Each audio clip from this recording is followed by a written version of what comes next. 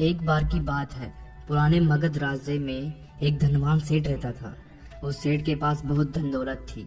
एक दिन उसने सारे धन दौलत का हिसाब लगाया और पाया कि ये धन दौलत तो मेरे लिए और मेरे बच्चे के लिए ही पर्याप्त है। वो सोच में पड़ गया कि मेरे बच्चों के बच्चे, उनके आने वाली पीढ़ी के बच्चों के लिए धन की व्यवस्था कैसे होगी, और धन के अभाव में तो उनका जीवन मुश्किल हो जाएगा। ये बात को सोचकर सेठ चिंतित रहने लगा। लेकिन उन्हीं दिनों गौतम बुद्ध मगध राज्य में आए हुए थे। तभी सेठ को किसी ने बताया कि तुम गौतम बुद्ध की शरण में जाओ, वो तुम्हारी चिंताओं का समाधान अवश्य करेंगे। वो सेठ गौतम बुद्ध के पास जाता है और कहता है कि महात्मा बुद्ध, मेरे पास इतना धन हो जाए कि मेरे बच्चे, उनके बाद उनके भी बच्चे और फिर उनके भी बच्चे, इसी तरह से अगली कई पीढ़ियां भी अगर मेरे धन का उपयोग करती रहे तब भी मेरा धन समाप्त न हो। गौतम बुद्ध मुस्कुराए और बोले, बिल्कुल ऐसा ही होगा, लेकिन इससे पहले तुम इस नगर के बाहर झोपड़ी में रहने वाले परिवार को एक दिन के खाने की सामग्री देकर आओ। ये सुनकर सेठ बहुत खुश हो गया और तुरंत ही एक दिन की खाने की सामग्री से भरा थैला लेकर नगर के बाहर वाली कुटिया में पहुंच गया। और वो जैसे ही कुटिया के अंदर गया तो उसने देखा कि कुटिया के अंदर एक बूढ़ी सास और उसकी एक जवान बहू थी। बूढ़ी औरत बैठकर ध्यान कर रही थी और उसकी बहू रसोई में खाना बना रही थी। सेठ ने बहू की तरफ देखा और खाने की सामग्री का थैला देते हुए कहा, मैं इस नगर का एक अमीर सेठ हूँ और तुम्हारे परिवार के लिए एक दिन का खाने का राशन लेकर आया हूँ, इसे रख लो।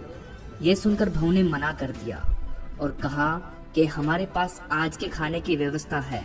तब सेठ ने कहा, तो इससे कल की व्यवस्था हो जाएगी। उस औरत ने कहा कि माफ करें, हम अगले दिन के लिए भोजन इकट्ठा नहीं रखते, हम रोज के खाने की व्यवस्था रोज ही करते हैं। ये सुनकर सेठ ने सोचा, एक ये लोग हैं जो अपने कल के लिए भी भोजन इकट्ठा नहीं करते, और एक मैं हूँ जो अपने आने वाली कई पीढ़ियों के लिए धन इकट्ठा करने की चिंता में मारा जा रहा हूँ।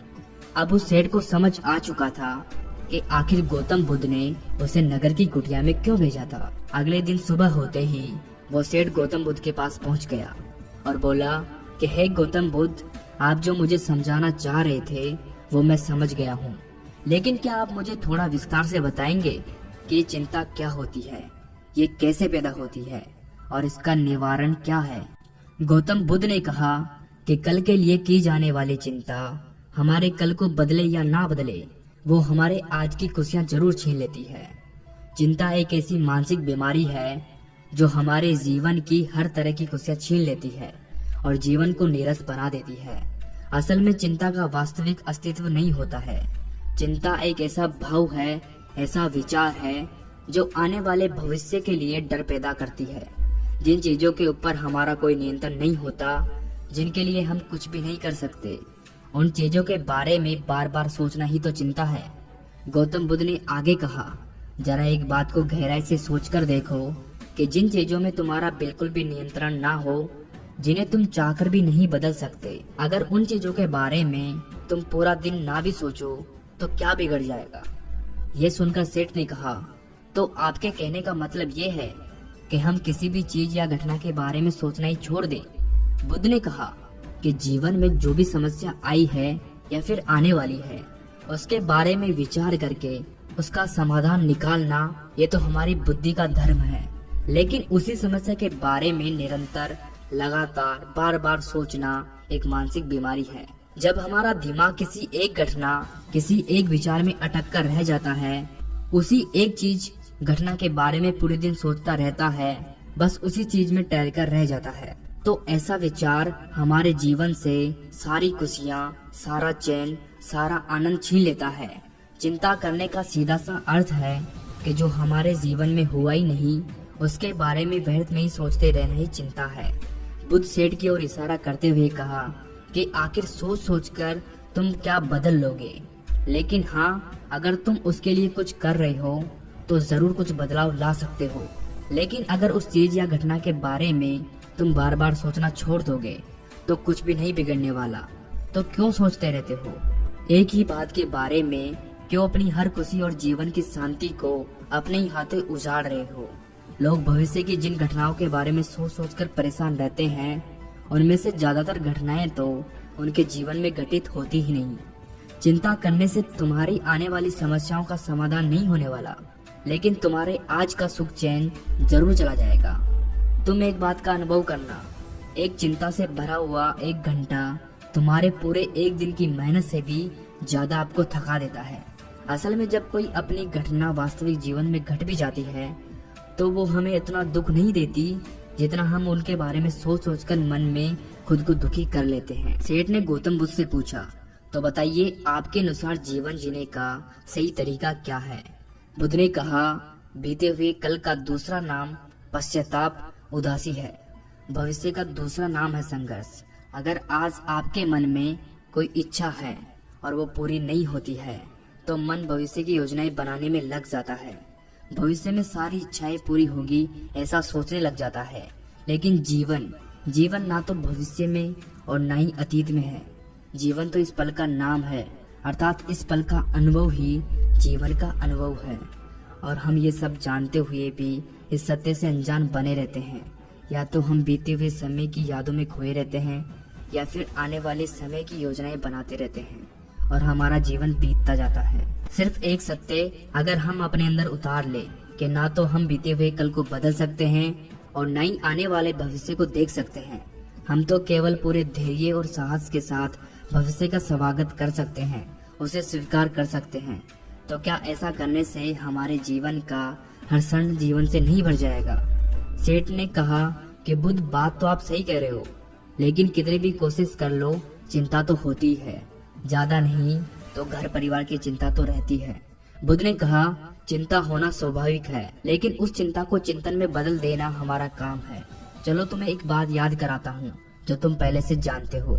आने से पूर्व और जाने के बाद समय तुम्हारे हाथ में है ही नहीं। तुम्हारे हाथ में केवल और केवल वो समय जिसे तुम अभी जी रहे हो, वो समय जिसमें तुम अभी मुझसे बात कर रहे हो, तुम मुझे सुन रहे हो, बस यही तुम्हारे हाथ में है। और हर बार तुम्हारे हाथ में बस इतना छोटा सा ही एक पल आता है और वो फिर हमेशा के लिए गायब हो जाता है। तो तुम इस पल का क्या करोगे? चिंता करके बर्बाद करोगे? मैं तो ये नहीं कहूँगा कि हर इंसान को चिंतन करना चाहिए। चिंतन करना चाहिए इस बात का कि कैसे इस समय का अधिक से अधिक उपयोग किया जा सके, अधिक से अधिक भारी काम करके हम कैसे आनंद को बढ़ा सकते हैं। चिंता इंसान को उसकी चिता तक ले जाती है और चिंतन उसके मन को कुंदन बना देता है। सेठ ने बुद्ध से कहा कि मैं आपकी बात को समझ गया। हमें जीवन को ज्यादा गंभीरता से ना लेकर इसे पूरी ऊर्जा और आनंद के साथ वर्तमान में जीने की कोशिश करनी चाहिए। सेठ ने आगे प्रश्न किया, लेकिन बुद्ध, अगर कोई इंसान चिंता में गिर चुका है तो वो कैसे बाहर आएगा? गौतम बुद्ध ने कहा कि क्या तुम कभी बड़ी सुरंग से बाहर निकले हो? कितना भयंकर अंधकार होता है सुरंग में। हमेशा यह डर लगा रहता है कि अगर हम इसके अंदर फंस गए तो क्या होगा, कैसे निकलेंगे इस सुरंग से। लेकिन अगर ध्यान से देखें तो सुरंग चाहे कितनी भी बड़ी क्यों ना हो, सुरंग के दूसरे किनारे पर हमेशा प्रकाश होता ही है और उस प्रकाश तक वही पहुंचता है जो सुरंग को पार करके सुरंग के दूसरे छोर पर पहुंच जाता है। ठीक उसी प्रकार हमारे जीवन में कई बार हम लोग खुद को निराशा और चिंता की काली सुरंग में से फंसा लेते हैं जहां से बाहर निकलने का रास्ता नजर ही नहीं आता और ऐसे लगने लगता है कि ये जीवन ऐसे ही समाप्त हो जाएगा। लेकिन ऐसी परिस्थिति में ठीक उसी सुरंग की भांति इस निराशा और चिंता को समाप्त करने वाला आशा का प्रकाश उसे ही मिल पाता है जो निरंतर आगे बढ़ता रहता है, जो लगातार प्रयत्न करता रहता है। इसीलिए अगर तुम्हारे जीवन में कभी भी उदासी और चिंता का पल आए तो रुकना मत, बस लगातार प्रयास करते जाना, तुम्हें सफलता अवश्य मिलेगी। अब तक सेठ गौतम बुद्ध की बातें समझ चुका था। उसने बुद्ध का धन्यवाद किया और वहां से चला गया। लेकिन उससे पहले मैं आपको 5 ऐसी बातें बताऊंगा जिससे आप अपनी चिंता और परेशानियों को कम कर सके। तो जो पहली बात है वो है कि जीवन को ज्यादा गंभीरता से लेना छोड़ दे कि ये हो गया तो क्या होगा, वो हो गया तो क्या होगा। कुछ भी नहीं होगा।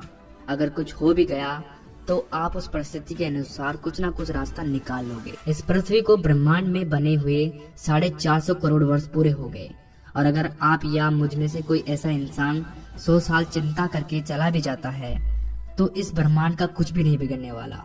इसीलिए हर रोज खुद से बोलिए कि मुझे सिर्फ जिंदा नहीं रहना बल्कि जीना है। दूसरी बात यह है कि छोटी छोटी बात के लिए चिंता करना छोड़ दे।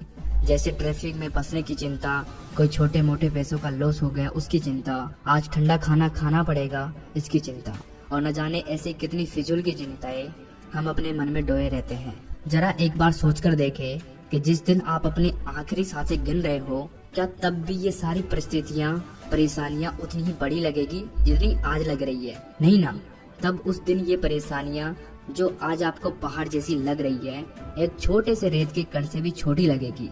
इसलिए हर छोटी बात के लिए चिंता करना छोड़ दे। तीसरी बात ये हमेशा याद रखना कि जीवन बहुत छोटा है। आप आज और इसी पल भी मर सकते हैं। हम हर बात के लिए चिंता इसलिए भी करते हैं क्योंकि हमें लगता है कि हमारे पास बहुत समय है, हम बहुत सालों तक जिंदा रहेंगे।